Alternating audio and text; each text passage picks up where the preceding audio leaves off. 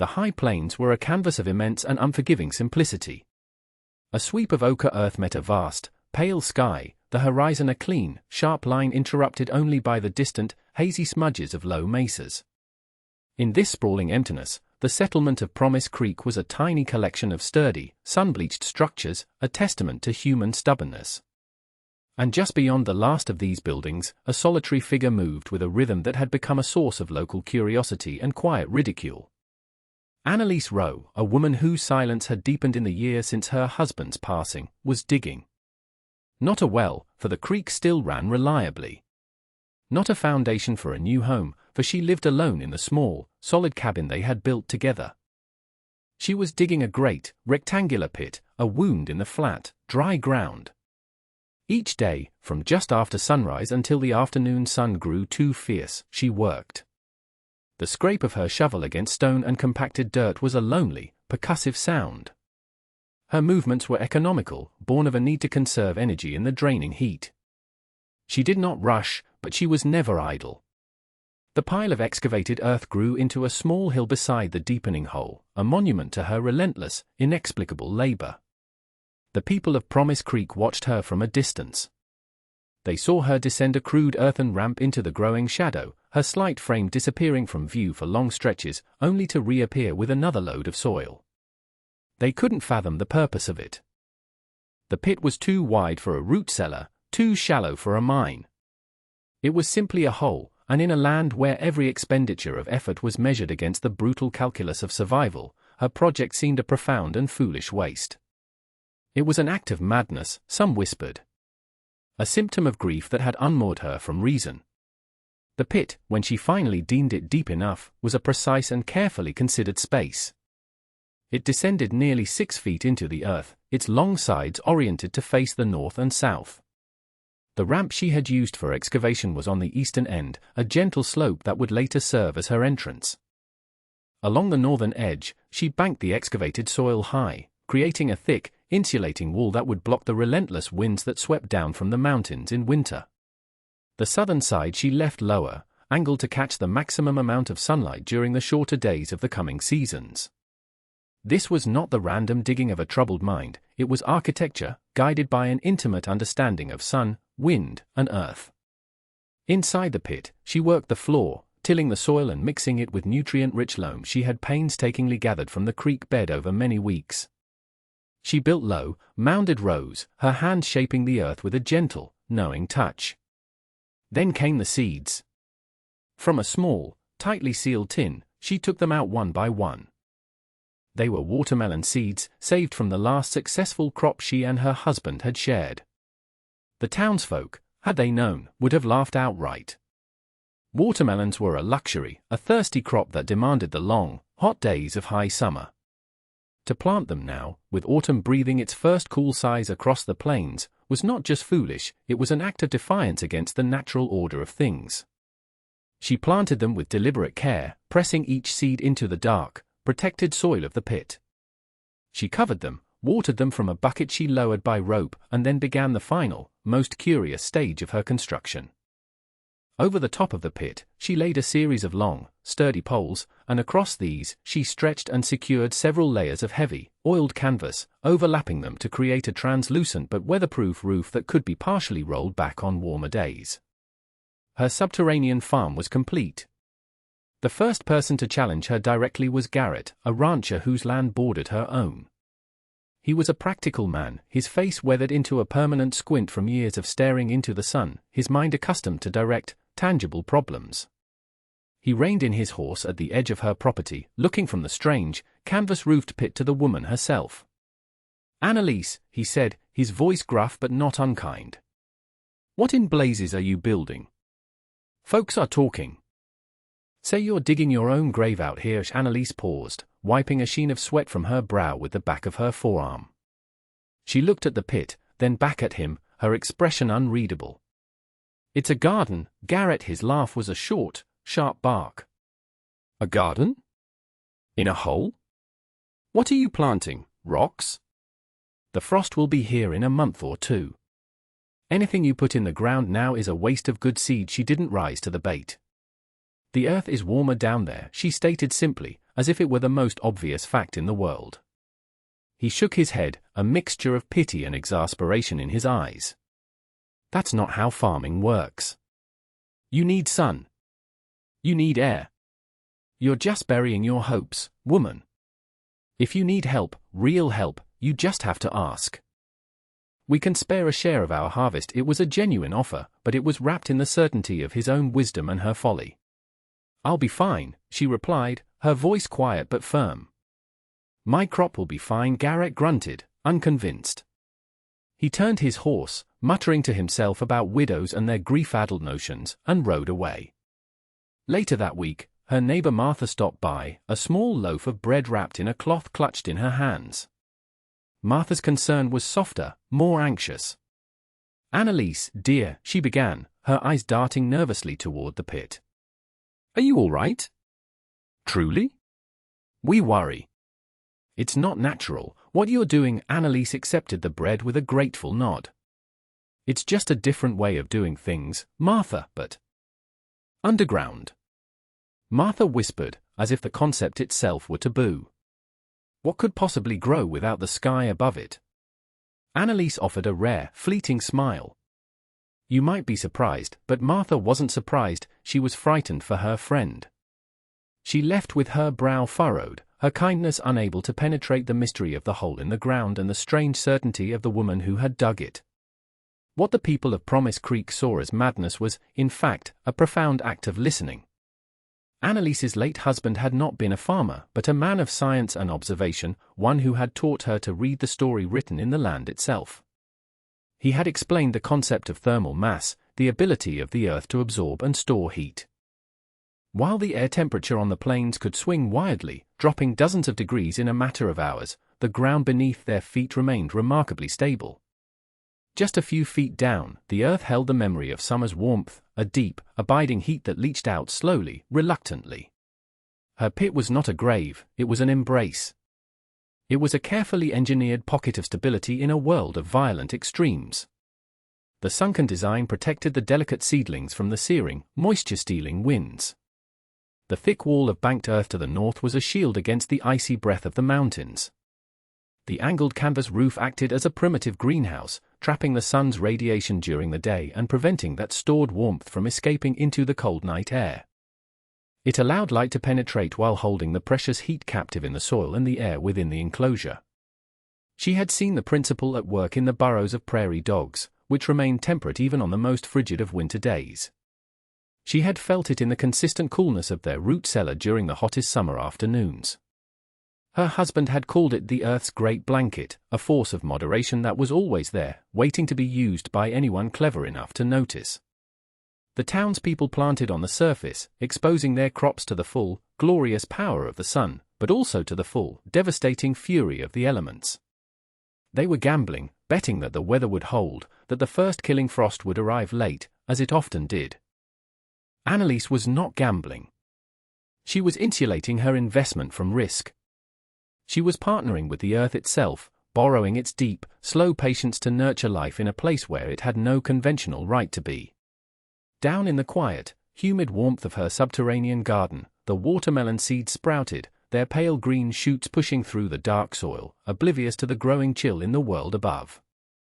The days grew shorter, the angle of the sun lower and more golden. A new crispness entered the air, a clean, sharp edge that spoke of the coming cold. On the farms and small holdings surrounding Promise Creek, a frantic energy took hold. The corn stalks, heavy with ears, were turning from green to pale yellow. Squash and pumpkins lay in bright orange and green constellations across the fields. It was a race against time, a rush to bring in the harvest before the inevitable turn. The talk in the settlement was of yields and storage, of the ache in men's backs and the promise of a well-stocked winter. There was a nervous optimism, the kind that comes when the stakes are high. Looks like a good year, Garrett announced to anyone who would listen at the general store. If the frost holds off another 2 weeks, we'll bring in a bumper crop. His confidence was contagious, and the community buzzed with shared purpose. Annalise's strange project was largely forgotten, a midsummer curiosity that had faded from conversation. When she was seen at all, she was seen walking to the creek with her buckets, a solitary figure on the periphery of the communal effort. No one asked about her underground garden anymore. The verdict had been passed, she was a lost cause, and there were more important things to worry about. But Annalise felt the change not just in the air, but in the ground. She felt it in the way the surface soil grew cold and hard under her feet in the mornings. She noticed the birds had begun their southern journey earlier than usual, their formation stark against the steel-grey sky. The coyotes' cries at night seemed to carry a different, more urgent note. The sky itself looked different, clearer, harder, and somehow closer. One evening, as the sun dipped below the horizon, it left behind not the usual soft pastels of a prairie sunset, but a violent, bloody gash of crimson and purple that bled into a sky of the deepest indigo. The air became utterly, unnervingly still. Not a single blade of grass stirred. It was a profound and absolute silence, the kind that precedes a storm, but there were no clouds. It was the silence of a world holding its breath, waiting for the axe to fall. The cold arrived without warning, a thief in the night. It descended not as a gentle cooling, but as a silent, crystalline wave. The temperature plummeted, dropping past freezing and then far beyond, into a realm of deep, lethal cold that the land had not experienced this early in the season for decades. By midnight, a delicate, shimmering layer of frost had begun to form. It started on the tips of the grass blades, then spread, a silver contagion coating every surface. It traced the intricate veins of the pumpkin leaves, turning them into brittle, filigreed sculptures. It crept up the corn stalks, encasing the plump kernels in sheets of ice. The water in the horse troughs froze solid. The creek, which had never stopped running in living memory, grew sluggish, its edges hardening into milky white sheets. Inside their homes, the people of Promise Creek slept, unaware of the devastation unfolding in their fields. They slept soundly, wrapped in the false security of their harvest predictions, dreaming of full larders and a prosperous winter. The frost was relentless. It was not a dusting but a thick, killing blanket. The moisture within the plants themselves froze, the ice crystals expanding and rupturing their cellular walls from the inside out. The vibrant green of the squash vines blackened as if scorched by fire. The proud, heavy heads of corn sagged, their stalks suddenly unable to bear the weight of their own frozen fruit. What had been, only hours before, a landscape of abundance and imminent triumph was transformed into a graveyard. It was a silent, glittering apocalypse, beautiful and terrible in its absolute finality. The hopes of an entire community, all their hard labor and careful planning, were extinguished in a few short, silent hours. The sun would rise on a world made of crystal and shattered dreams. And in the middle of it all, the low, canvas-roofed mound on Annalise Rowe's property sat impassively, a small, dark island in a sea of glittering white ruin. It appeared just as unassuming as ever, giving no hint of the secret it held within. Annalise awoke not to the cold, but to the profound quiet. The familiar morning chorus of birds was absent. She rose and dressed, a sense of grim certainty settling over her. When she opened her cabin door, the sight stopped her breath. The world was white. Not with snow, but with a hard, brilliant frost that coated every surface, reflecting the first pale rays of the sun with a dazzling, painful light. The air was so cold it felt sharp in her lungs. She walked past the brittle, frozen skeletons of the few hardy flowers she kept near her door and made her way to the pit. The canvas roof was stiff with ice, a mosaic of frozen condensation. With practiced effort, she pulled at the rope that rolled back a section of the covering. A plume of warmer, humid air billowed out, visible for a moment in the frigid atmosphere before dissipating. She descended the earthen ramp, leaving the stark, silent world of white behind. The air inside the pit was cool, but it was the gentle coolness of a cellar, not the biting cold of the world above. It smelled of damp earth and living things. And it was green. The sprawling watermelon vines were untouched. Their broad, healthy leaves were covered in tiny droplets of condensation, but they were pliable and alive. A few small, yellow blossoms were still open, and nestled among the leaves, she could see them, a dozen or so small, striped globes of promise. They were no bigger than a man's fist, but they were perfect, their rind smooth and unblemished. They were not just surviving, they were thriving. She ran her hand gently over a leaf, feeling its soft, living texture. Here, 6 feet below the surface, the killing frost had not reached. The earth-stored warmth had radiated upwards, meeting the cold seeping down from the canvas roof and creating a stable, survivable equilibrium. The pit had done its job. It had been a sanctuary, a small arc of green in a world flash-frozen into submission. She had not defied nature, she had simply found its deeper, more generous current. It was Garrett who came first. He walked across his own ruined fields, his boots crunching on the frozen, blackened stalks of what should have been his winter's security. His face was a mask of disbelief and despair. He didn't ride his horse, he walked, as if in a trance, drawn to the one place that didn't look like the rest of the world. He stopped at the edge of Annalise's pit, his shadow falling across the icy canvas. He saw the opening she had made and the impossible plume of vapor that still seemed to hang in the air above it. Annalise was just emerging, a bucket in her hand. She looked up at him, her face calm. He didn't speak for a long moment. He just stared, his eyes wide with a dawning, terrible understanding. "They're all gone," he said, his voice a hoarse whisper. "Everything. The corn, the beans. All of it." Froze solid, he gestured vaguely at the glittering, dead landscape behind him. He looked back at the pit. "But your hole in the ground," he stumbled over the words that had once been a joke.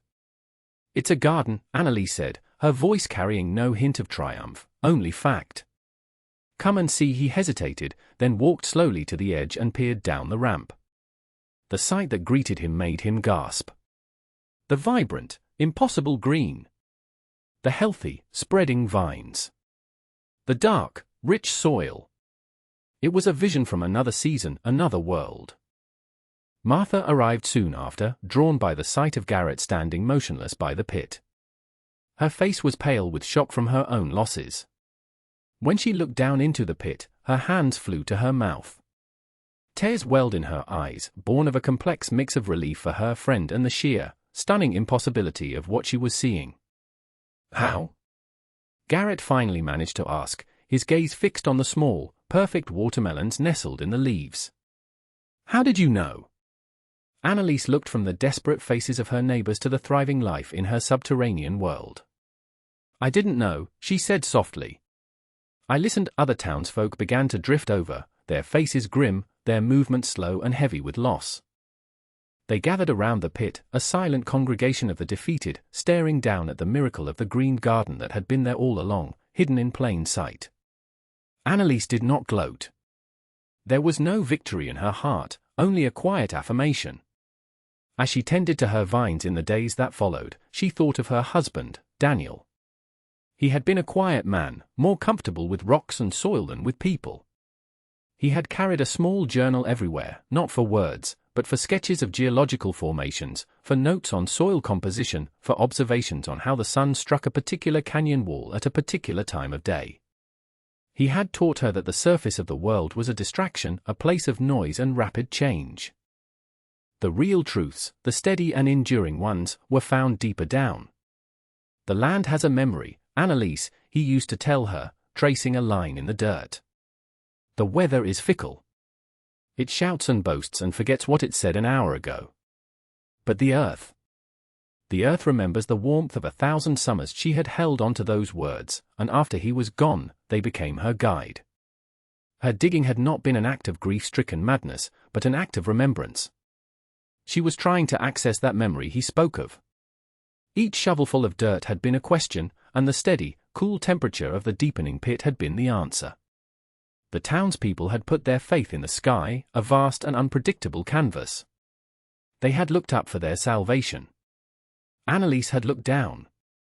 She had placed her faith in the solid, dependable mass beneath her feet. The watermelons were not the true harvest. The true harvest was the vindication of a different way of seeing. It was the proof that the quietest voices, the whisper of a long-gone husband, the silent wisdom of the earth, often speak the most profound truths. The pit was more than a garden, it was a monument to observation over assumption, to patience over haste, to listening over shouting. It was everything Daniel had taught her, made real and green and alive. In the weeks that followed, the settlement of Promise Creek learned a new kind of farming. Annalise's pit became a classroom. She showed them the principles, the simple logic behind the design. She explained the importance of the orientation, the insulating power of the banked earth, the way the canvas roof managed the light and heat. There was no magic, only a deep and abiding respect for the forces at play. They learned that survival was not always about fighting the environment, but about finding clever ways to cooperate with it. The watermelons grew slowly but steadily in their protected world. When they were finally ripe, she shared them. Each fruit was a treasure, a symbol of impossible sweetness in a season of bitter loss. The taste of that watermelon, crisp and hydrating, was something no one in Promise Creek would ever forget. It was the taste of foresight, of ingenuity, of the quiet wisdom they had once dismissed as madness. The lesson of the underground garden went deeper than agriculture. It was a story about where we look for answers. So often, we look to the loud, the obvious, the conventional. We trust the consensus, the shouting voices that insist there is only one way to do things. We plant our hopes on the surface, exposed to the fickle weather of public opinion and common practice, and we are surprised when a sudden frost wipes them out. The story of Annalise Rowe and her watermelons is a quiet reminder to look deeper. It suggests that the most resilient solutions are often hidden from view, buried beneath layers of assumption. The greatest strength is not always found in confronting a force head-on, but in understanding its nature so well that you can find a pocket of safety within it. The true harvest of any life is not what we manage to grow on the surface for all to see, but the deep, quiet, unconventional wisdom we cultivate within, a sanctuary of truth that can keep us alive when the whole world freezes over.